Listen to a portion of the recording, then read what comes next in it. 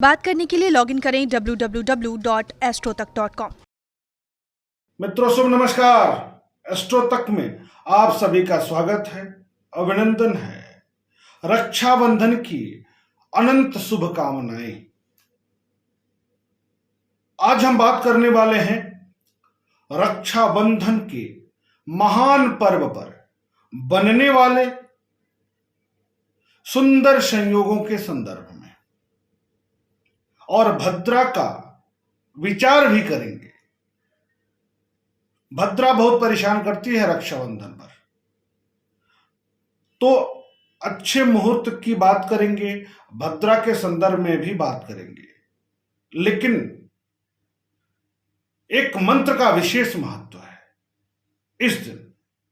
क्या है? ओम एन बद्धो बलिराजा दानवेंद्रो महाबल तेन त्वामपि बंधनामि रक्षे माचल माचला।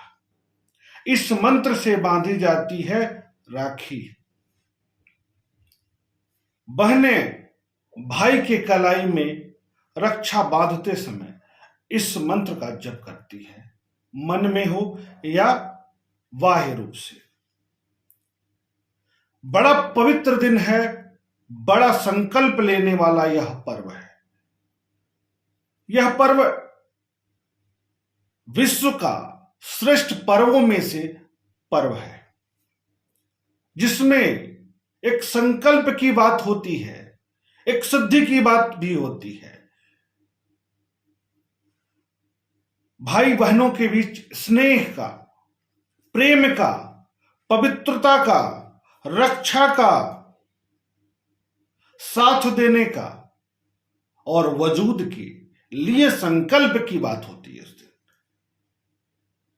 श्रावण मास की प्रतिपदा से लेकर के, कृष्ण पक्ष प्रतिपदा से लेकर के शुक्ल पक्ष पूर्णिमा तक प्रत्येक दिन कोई न कोई त्योहार है, कोई न कोई व्रत है। ऐसे में इसकी जो पूर्ण अंतिम तिथि होती है वह होती है श्रावण शुक्ल पक्ष पूर्णिमा।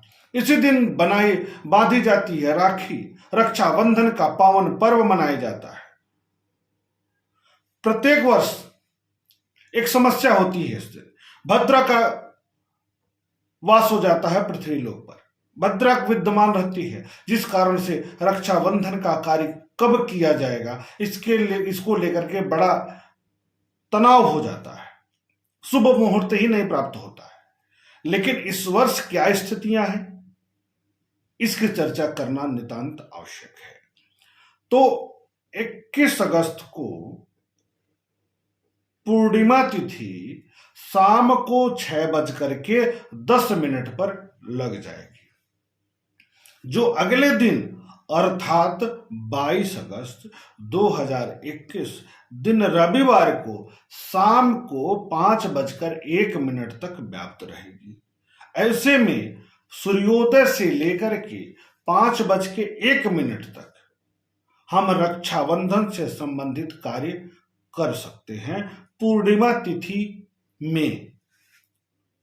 और इस वर्ष सबसे खास बात है, सबसे महत्वपूर्ण बात है कि भद्रा नहीं है, भद्रा का दोष नहीं है।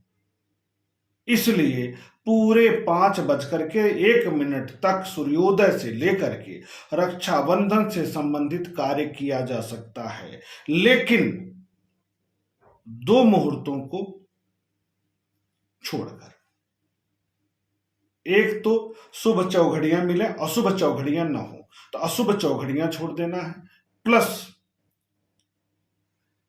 राहु काल छोड़ देना होता है।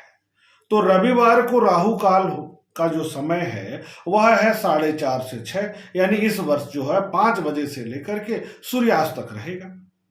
तो वो उसका भी झमेला नहीं है, उसका भी तनाव इस बार नहीं है। एक बात और मैं आपका ध्यान आकृष्ट कर दूं उसके तरफ कि इस दिन पंचक आरंभ जरूर हो रहा है, लेकिन शुभ कार्यों में पंचक दोष नहीं लगता, तो वह भी समस्या नहीं है। तो 8:35 के बाद पंचक लग जाएगा सुबह। तो रक्षाबंधन बांधने का श्रेष्ठ मुहूर्त कब है?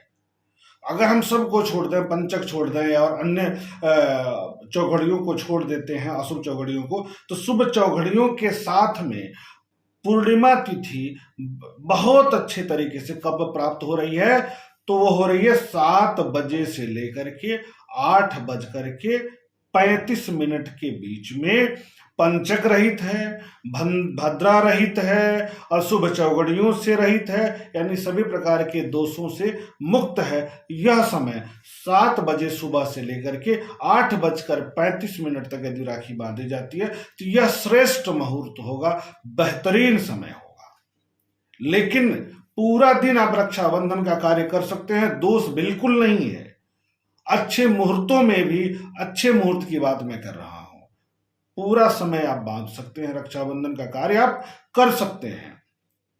शुभ चौघड़ियां कब कब प्राप्त हो रही हैं इसको जानना है तो 7 बजे से लेकर के 10 बज के 20 मिनट तक और 1 बज के 40 मिनट से लेकर के 3 बज करके 10 मिनट के मध्य शुभ चौघड़ियां प्राप्त हो रही हैं। लेकिन 8 बज के 35 मिनट के बाद पंचक लग जाएगा।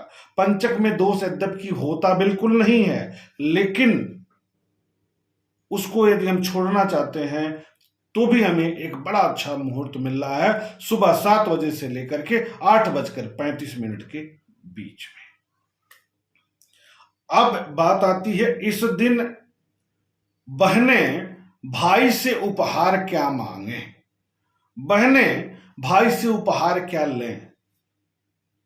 तो देखिए, कोई धन हो, वस्तु हो, यह समाप्त हो सकती है। इसका जो लाभ है वो अल्पकालिक हो सकता है, लेकिन एक ऐसा उपहार है जो भाई बहन को दे सकता है और जैसे जैसे वह बढ़ता दिन बीतता जाएगा, प्रेम स्नेह का जो यादगार क्षण है वह याद आता रहेगा, बढ़ता जाएगा और सामाजिक कल्याण का भी कार्य हो जाएगा। वह है वृक्षारोपण का कार्यक्रम। इस दिन पर्यावरण संरक्षण की दृष्टि से एक फलदार वृक्ष सार्वजनिक स्थल पर भाई बहन मिलकर के जरूर लगाएं। इससे आपकी कुंडली में विद्यमान जो ग्रही दोष है वह भी मजबूत होगा। साथ में याद के लिए, यादगार के लिए एक बेहतरीन उपहार होगा। क्यों इस साल लगाए थे ये आम का पेड़, अगले साल किसी और फलदार वृक्ष को लगा दीजिए तो याद रहेगी कि इस वर्ष हम ये पेड़ लगाए थे। जैसे जैसे उम्र बढ़ेगा आपकी यादें ताजा होती रहेंगी। तो यह बेहतरीन उपहार होगा मेरे मानने के अनुसार।